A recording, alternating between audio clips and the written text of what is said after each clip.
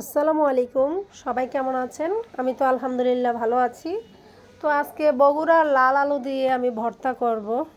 বগুড়ার লাল আলু দিয়ে ভর্তা কিন্তু খুব মজা হয়, আঠালো আঠালো একটা ভাব আসে ভর্তার মধ্যে। আর এই আলুটা দিয়ে ভর্তা খেতে আমার খুবই ভালো লাগে। তো আলুটা সিদ্ধ করার পরে আমি অফ ক্যামেরায় ছিলে নিয়েছিলাম, শিলাটা আর ক্যামেরাবন্দি করা হয়নি। তো এখানে আমি 2টা পেঁয়াজ কেটে রেখেছি। এখন দিয়ে দিচ্ছি স্বাদ মতো লবণ। তো লবণটা দিয়ে পেঁয়াজটা আমি একটু ভালো করে কষলিয়ে পেঁয়াজটা একদম একটু নরম করে নেব। তো পেঁয়াজটা কষলিয়ে আমি নরম করে নিচ্ছি। এই ভর্তা হলে আমার আর কিছু লাগে না ভাত খেতে। আসলে এই গরমের মধ্যে কিছুই খেতে ভালো লাগে না, একটু ভর্তা ভাজি হলে মনে হয় যে একটু ভাত খাওয়া যায়। তো এই চিন্তা করেই আজকে বগুড়ার লাল আলুর ভর্তা বানালাম।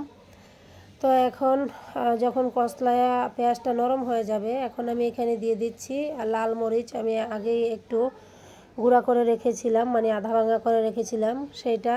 আর এখন দিয়ে দিলাম সরিষার তেল, দিয়ে পেঁয়াজের সাথে ভালো করে মাখিয়ে নিচ্ছি।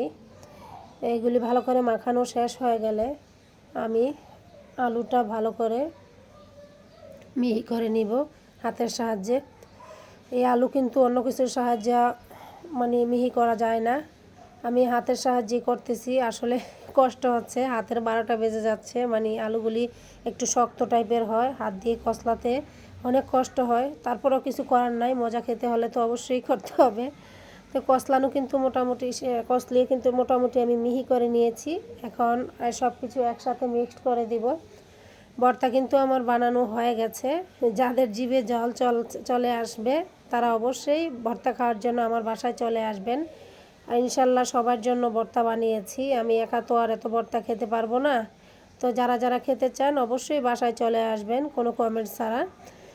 তো কারা কারা এইভাবে লাল আলু দিয়ে ভর্তা বানিয়ে খান অবশ্যই জানাবেন। তো সবাই ভালো থাকবেন, সুস্থ থাকবেন। আজকের মতো এখানে আমি বিদায় নিচ্ছি।